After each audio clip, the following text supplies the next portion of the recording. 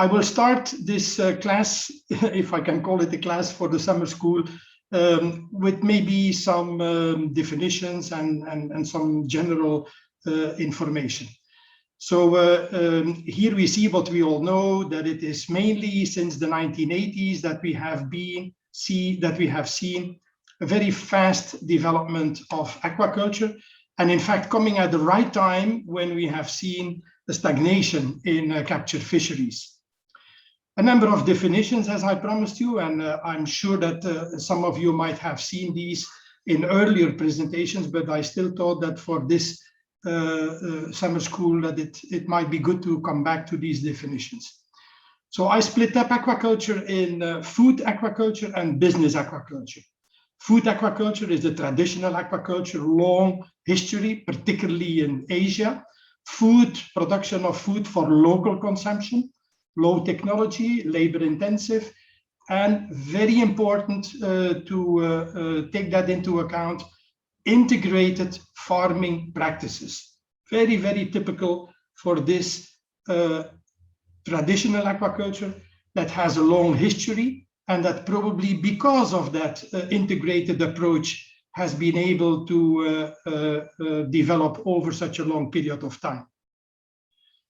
More recent, okay, well, I have to reconsider maybe the word recent because we are talking already some 40 years, some 60 years since the 1960s, the business aquaculture. And the business aquaculture has been a very different approach because it was mainly focusing on production of food for marketing, for selling, not necessarily in the local region.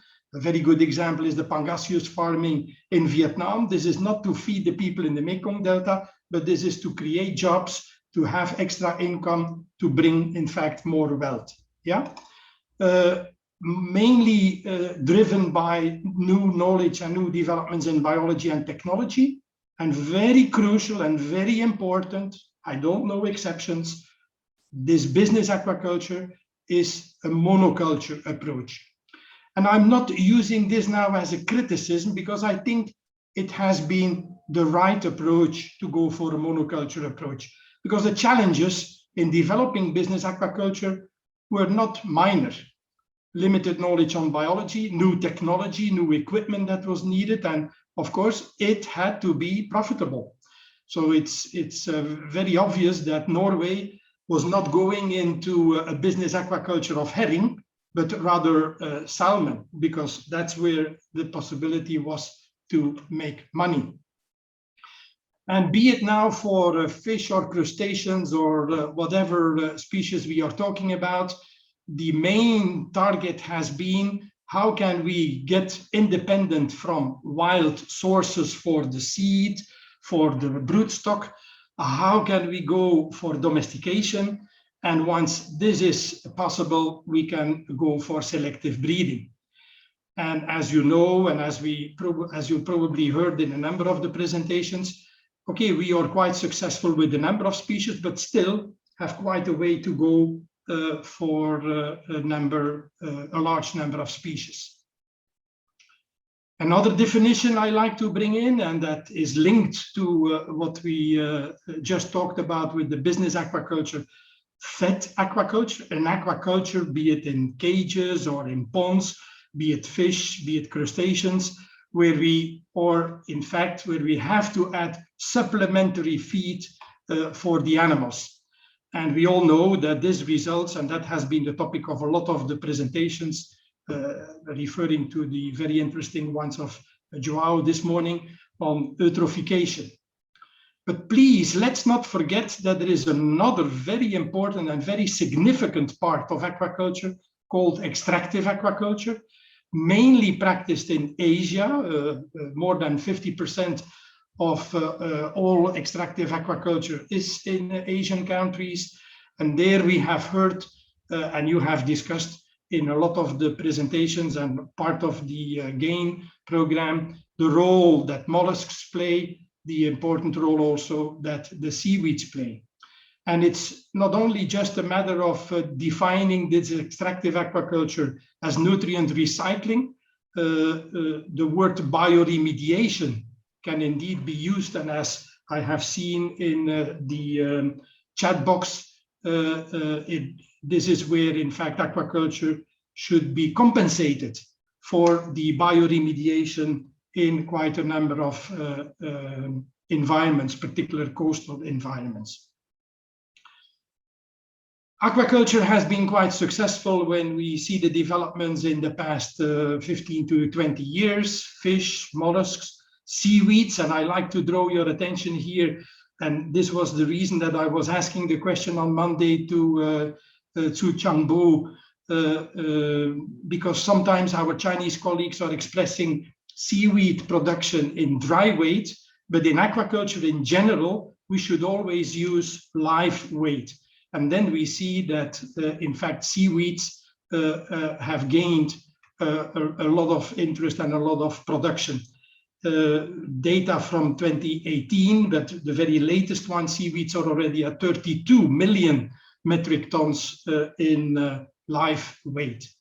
So this is just a copy of the screen of what Sangbo was mentioning. When you express it indeed, live weight mollusks and dry weight the seaweeds, then you see this proportion. But in reality, and sorry, I only found the data here for 2014, you see that data expressed by FAO, it's about same quantities, 50-50 for seaweeds and mollusks. And I think that even in recent years, the increase in marine plants has been higher than in mollusks. Okay, back to the topic of this presentation here. Priorities for future aquaculture, and I'm referring to the former Global Conference on Aquaculture more than 10 years ago. Diseases are still, as you all know, a very significant problem. And instead of disease treatment, we need to focus more on disease prevention. Very, very important that we do not wait until the problems occur, but rather try to anticipate and prevent. And that this is still a very significant problem. I illustrated here with two examples. The fry survival in the European bass and bream hatcheries, an industry valued at more than 100 million euro, just the hatchery business. And then you see that even still today, the figure might be a little bit higher, but relatively low survival. If it would be a predictable survival, okay, then the hatcheries can operate in function of the needs, in function of the number of fry that need to be stocked in the cages. But see what the variation they have, and more people started to admit that this is probably related to uncontrolled microbial community composition, the role of vibrios, the role of a number of disease problems.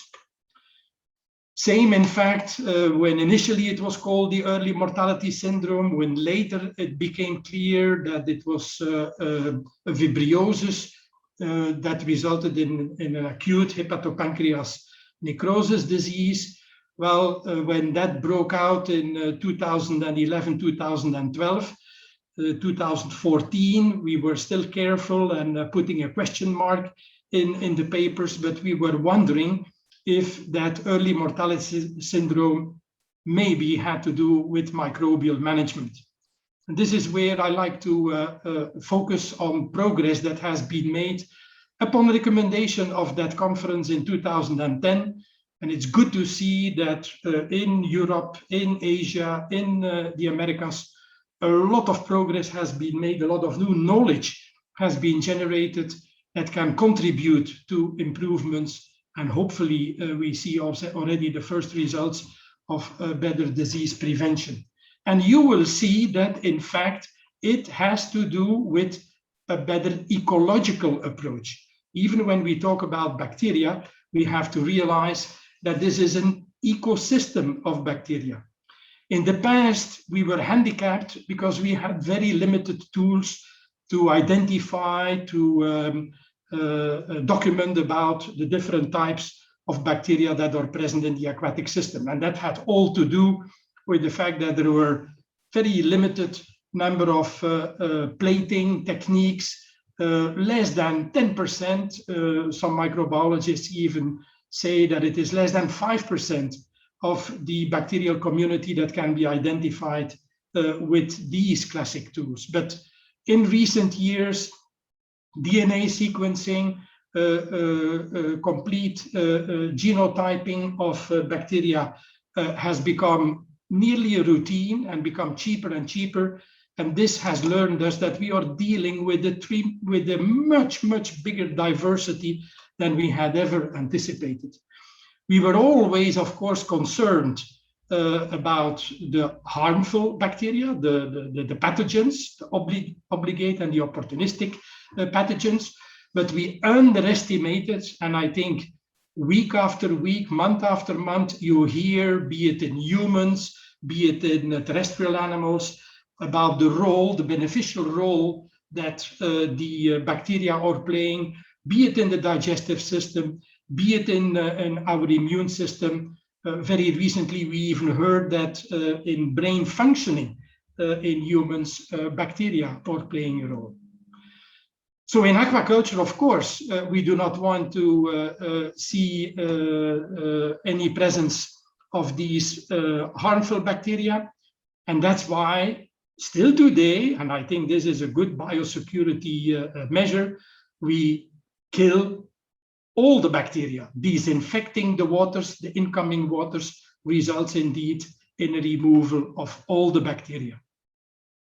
The problem is, and this is a pure ecological strategy, the R and the K strategists, where be it on land, be it in the aquatic environment, and in the aquatic environment, particularly here when we are talking about the bacteria, you have these R strategists. That means the quick colonizers, high growth rate, as soon as there is some enrichment in the water. And that means when we bring in animals, when we bring in food, you have a rapid growth. And a handicap there for these R strategists is that they have a low substrate ratio over individual. So they will be the first colonizers.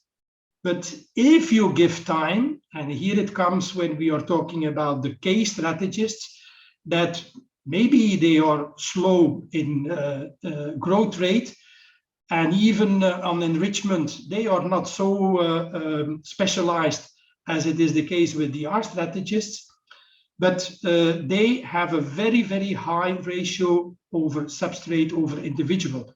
So which means that if you give them sufficient time, they might dominate the system. And of course, I need to add now that we are very unfortunate in the aquatic environment that the R strategists, or particularly these opportunistic vibrios. On top of that, there is new knowledge on phenomena. You might have heard about quorum sensing. Well, we always thought that these very primitive bacteria, well, with the new knowledge that becomes available, we just see the opposite, how specialized these bacteria, how they do communicate among each other. And when a certain density, when quorum is reached, only then they switch on virulence genes and reach a pathogenic status. So this is where in the past,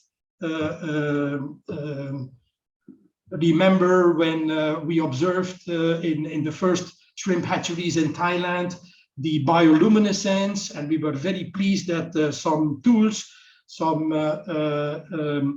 systems could be developed to check if Vibrio harvey is present or not present. And then came the big surprise. All tanks, you have a positive diagnosis for Vibrio harvey, and only in some you have a disease and you have the bioluminescence and mortality. And in the others, although the Vibrio harvey is present, no mortality, probably because quorum sensing levels were not reached.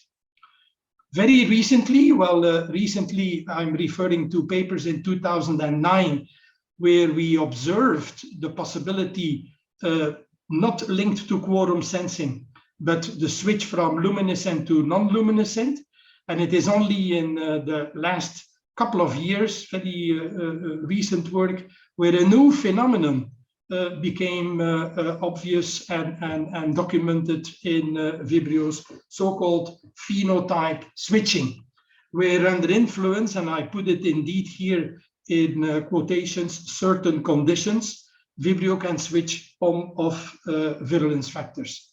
So we are still learning, but it is indeed a very important subject to further look into. To come back to what I was mentioning about that ecological approach between the R and the K strategists, this is what is happening, be it in a pond, be it in a hatchery tank. So you disinfect the water. Of course, you will get a colonization. You cannot keep an environment sterile for a long time. And initially, we will see that the R strategists will dominate. If you leave enough time, and that can be days, that can be even more than a week, you see that eventually the K strategists will dominate. We still see that the opportunistic Vibrios are still present, but not dominating anymore. And a lot has to do with how high is this level that is reached in the colonization, in the microbial development, in the aquatic environment. If it is just under that critical quorum sensing level, no problem. If we are unfortunate, because maybe there has been too much substrate, maybe the food that is being used is leaching and is contributing to a further development, a critical level can be reached, and that's where you could reach that pathogenic status. So this is where, in fact, in many cases, and that was very well documented for the so-called early mortality syndrome within the first month of stocking.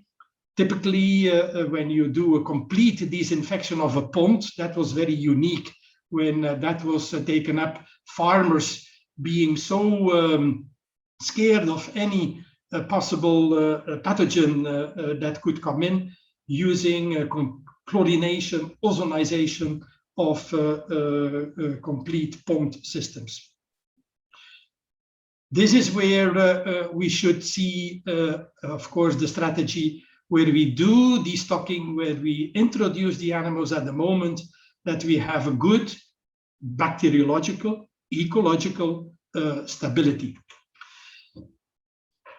Washing out the tanks, and very typical water exchange is very, very often practiced. Think about the hatchery systems, but even think about ponds, where based on water quality parameters, not microbial parameters, but looking into the nitrogen levels, that maybe 20–30% of the water is renewed per day. Well, this is not a good strategy, because you will disfavor the development of the K strategists, and they cannot dominate.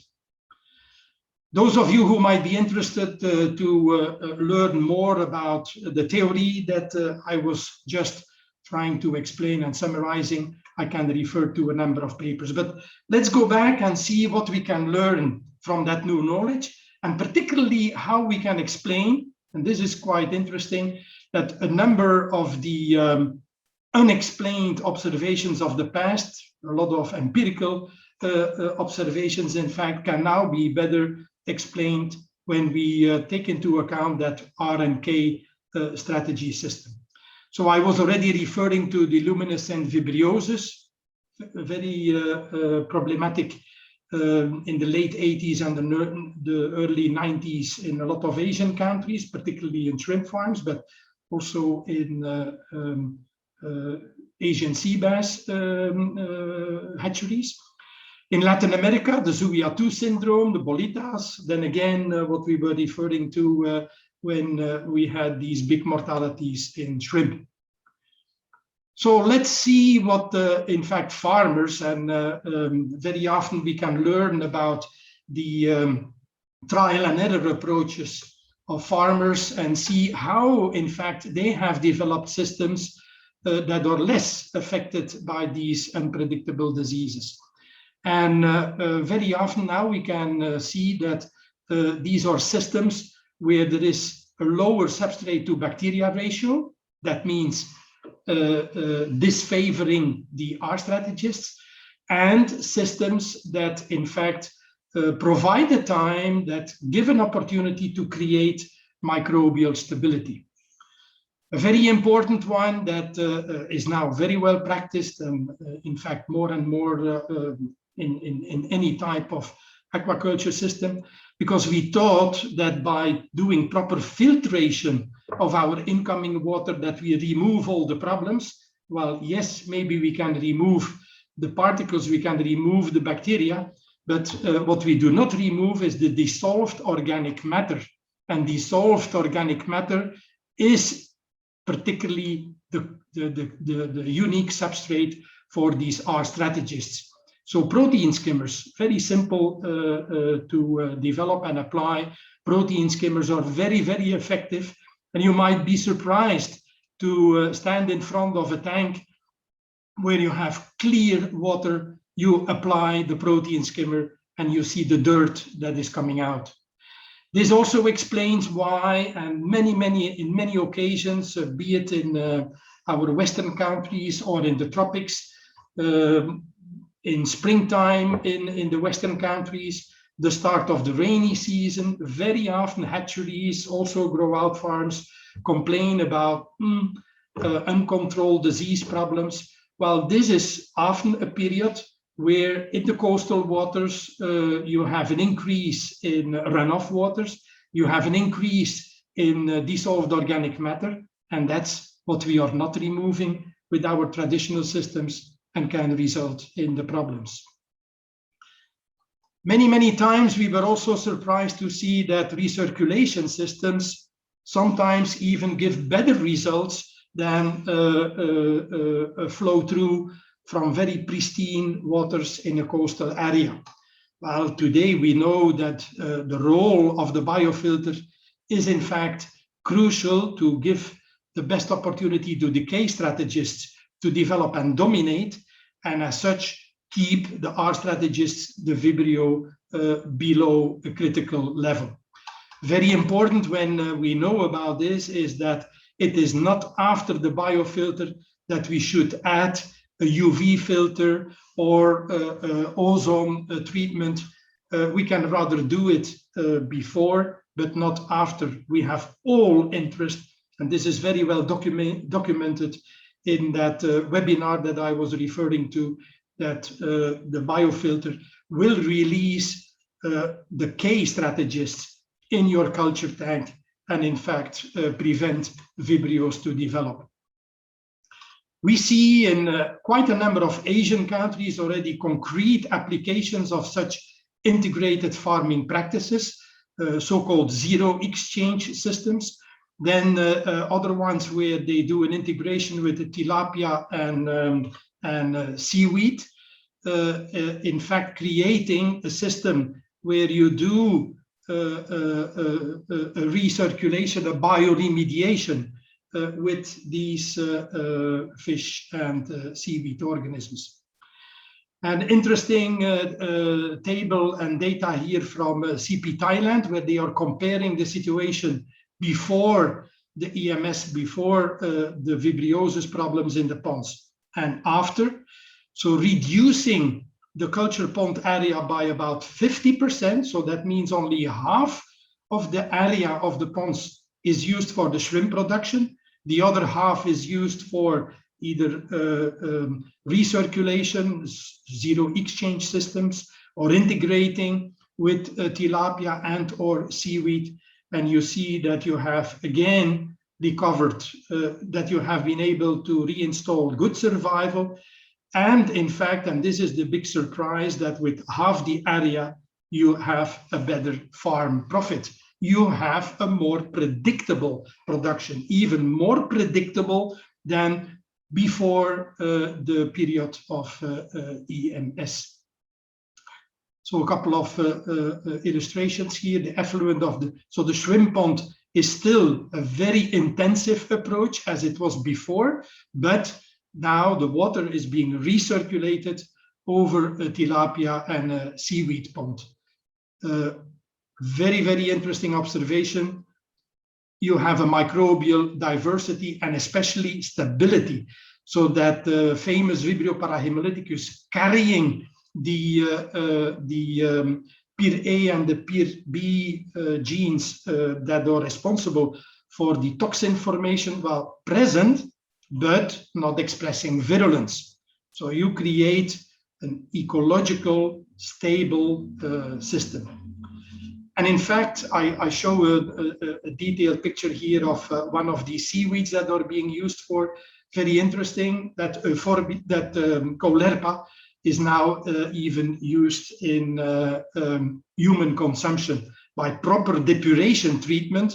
I remember when we saw the first collections of these Caulerpa from the shrimp ponds and from the recirculation ponds, nobody would ever consider to use this in salads in restaurants. But if you go through a proper depuration, as they do, for example, in Thailand, this becomes a very good product.